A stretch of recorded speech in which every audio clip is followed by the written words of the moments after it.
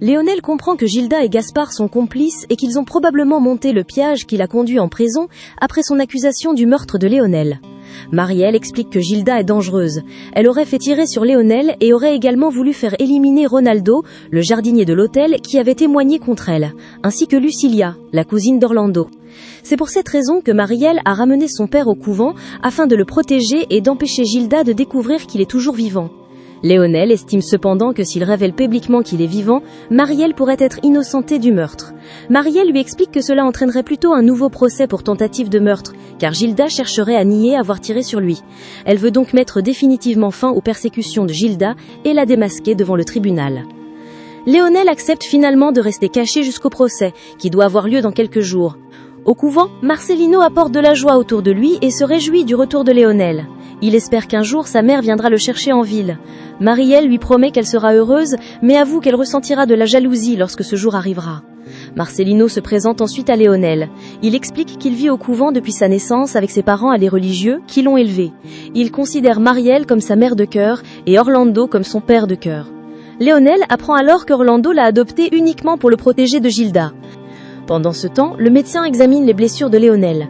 La balle qu'il a atteinte est entrée par le visage et est ressortie par la nuque, passant dangereusement près de la colonne vertébrale et des artères. Ses os et son appareil auditif ont été touchés, mais son cerveau a été épargné. Le médecin estime qu'il a eu énormément de chance. Une atteinte de l'artère aurait pu le tuer et une blessure de la colonne aurait pu le rendre paraplégique. Concernant sa mémoire, le médecin reste optimiste. Il pense que le retour de Léonel dans son environnement habituel, entouré de Marielle et de ses amis, pourrait favoriser la récupération de ses souvenirs.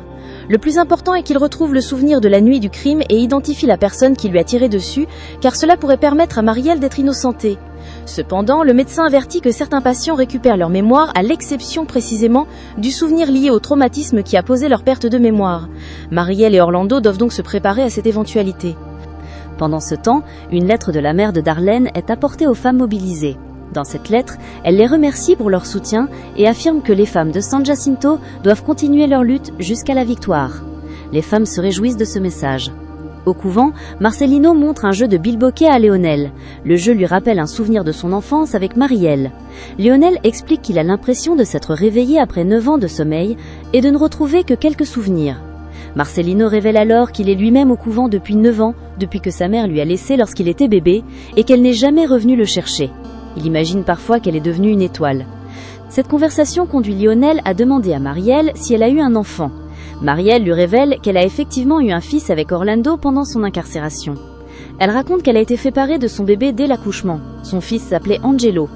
Pendant ses 8 années de prison, l'espoir de sortir et de retrouver son enfant était ce qui lui permettait de tenir. Mais lorsqu'elle a finalement été libérée, elle a appris qu'Angelo était mort alors qu'il était encore nouveau-né. Elle ne pouvait donc plus jamais le prendre dans ses bras. Léonel est bouleversé par cette révélation, mais reproche à Marielle de lui avoir caché sa relation avec Orlando. Il affirme qu'il l'avait pourtant prévenu qu'Orlando était un opportuniste. Marcelino intervient pour défendre Orlando et rappelle à Léonel qu'il considère ce dernier comme son père de cœur. Marielle et Marcelino se consolent mutuellement et réaffirment leur amour mère-fils. Pendant ce temps, le gouverneur arrive à San Jacinto et rencontre Candida. Celle-ci défend son mouvement et explique qu'elle souhaite devenir mère. Elle affirme que la politique a toujours fait partie de sa vie, notamment parce qu'elle est la fille du sénateur Carneiro.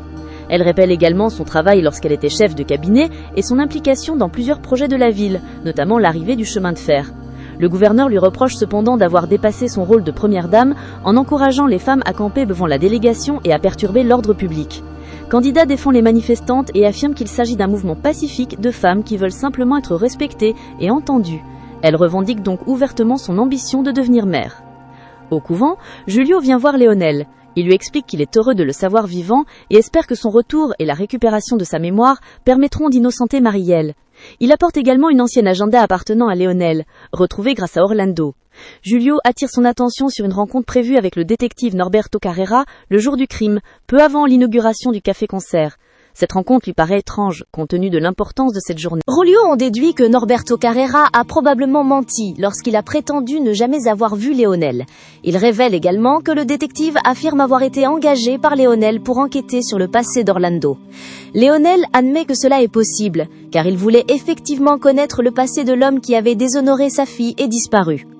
Léonel continue cependant de désapprouver Orlando. Il explique à Marielle qu'il n'accepte toujours pas qu'elle ait vécu seule, qu'elle ait été emprisonnée et qu'elle ait souffert autant. Il reconnaît néanmoins qu'il existe peut-être une raison plus profonde à son hostilité envers Orlando.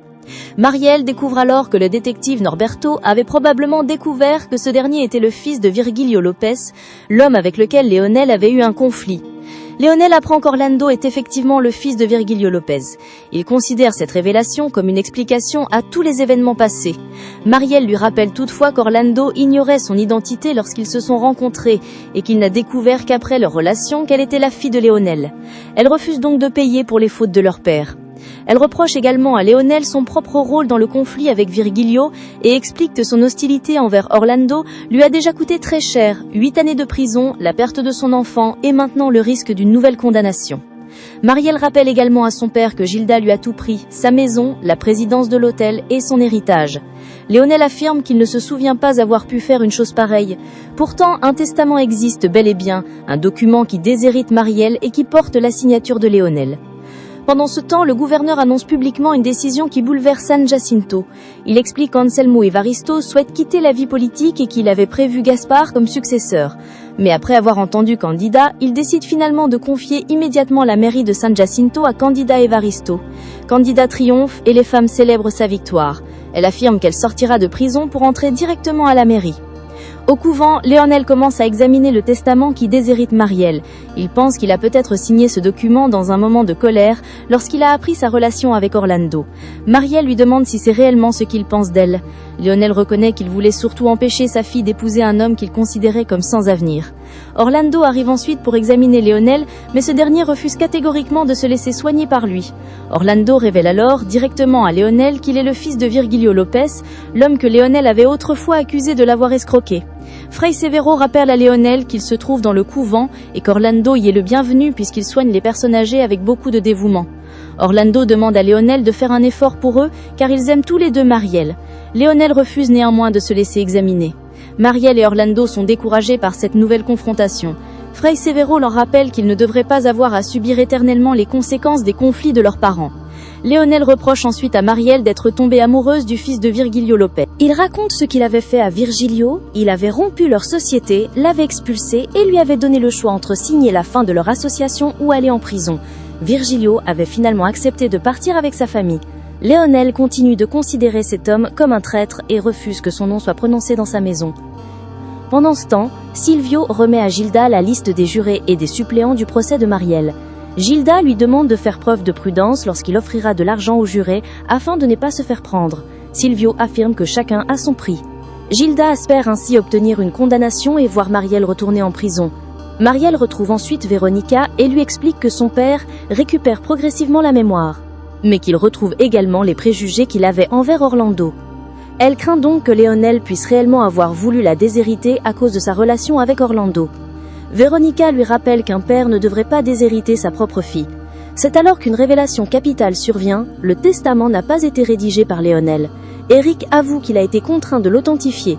Gilda l'avait fait chanter en menaçant de révéler publiquement une relation qu'il avait eue avec un musicien venu à San Jacinto avec l'orchestre de Francisco Alves.